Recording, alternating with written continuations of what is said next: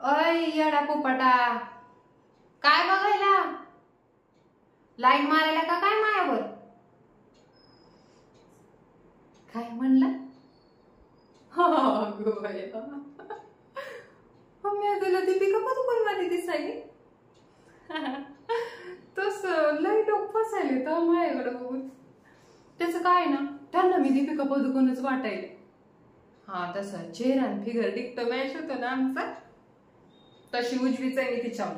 हा मग टिकटॉकला लई जण आहेत आपले, तुला काय वाटलं?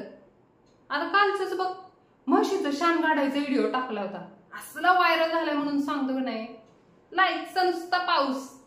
हा मग बघ, पंचक्रोशीत नुसता जलवा असणार आहे पप्पीचा.